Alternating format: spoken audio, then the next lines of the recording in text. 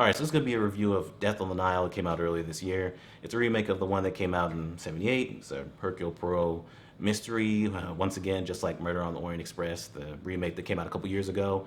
It's directed by Kenneth Branagh, and he plays Hercule Poirot in this one as well. And I'll get into how I feel about it in a second. But Emma Mackey plays Jacqueline, and Armie Hammer plays Simon Doyle. And they're engaged, and they go to meet Gal Gadot's character, Lynette Ridgway, and you know, they get acquainted, and Simon's supposed to take over, taking care of her estate and things like that.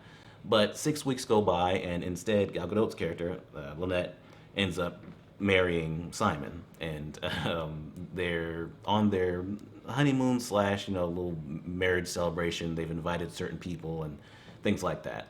So they're on the boat, and Jacqueline has still kind of been stalking them and things like that. So she ends up on the boat along with the rest of their guests. And Lynette actually gets murdered, and Hercule Poirot just happens to be there doing other things.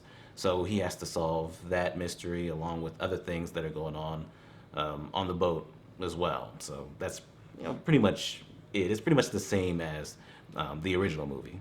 I think this movie is pretty good, mainly because of the second half.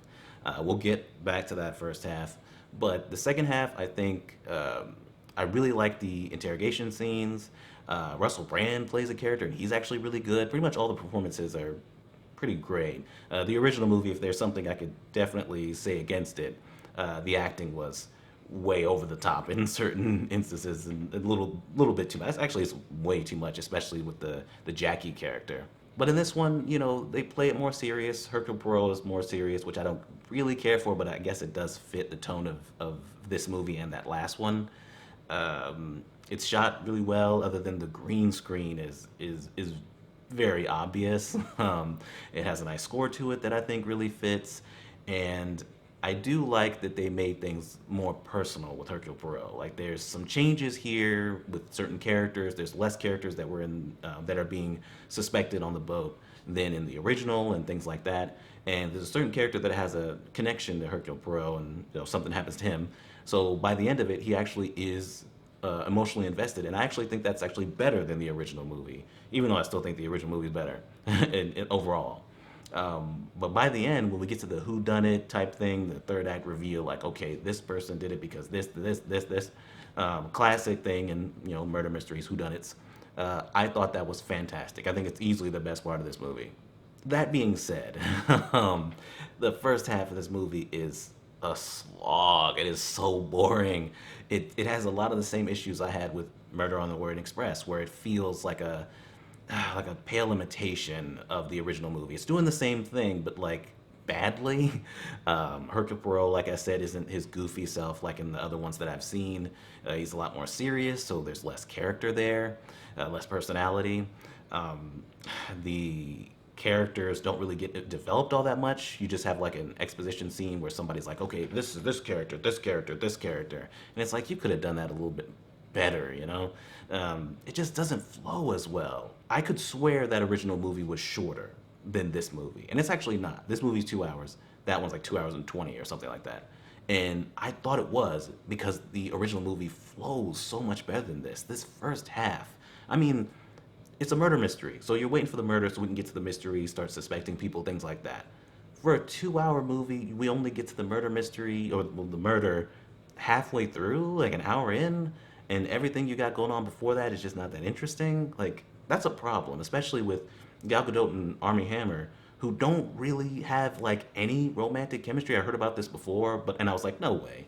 But no, they have none, and the movie tries to like overcompensate by having them be like, oh, my love, and be all essentially all over each other, and it still doesn't really work because I'm like, I don't feel this relationship going either way. I mean, if you've seen the original, you know the story, you know what happens.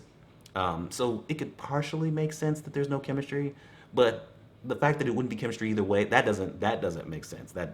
That's just, I guess you could say bad casting, I guess. And like I said, the green screen is so obvious. The green screen is actually pretty embarrassing. Like the background stuff like that. It's not even somewhat believable that you guys are actually in Egypt or anything like that.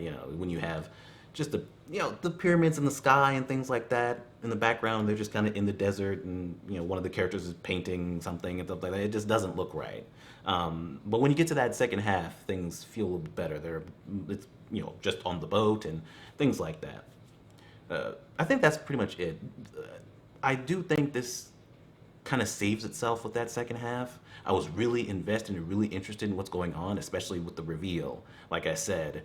So it does kind of, stick the landing by the end, but man, that first half is so hard to get through. And like, I was ready to give this a negative review. Like, it's not just where it's like, oh, it's just not as good as the second half, or it's not as good as the original. It's the first half of this movie is actively bad. So all in all, I do think, like I said, it's good, but only just, and it's definitely not as good as the original, which I love. But anyway, I'm gonna give it a good enough. I'm gonna give it a positive review based on the things that did work. And yeah, that's it. That's Death on the Nile, and we're done.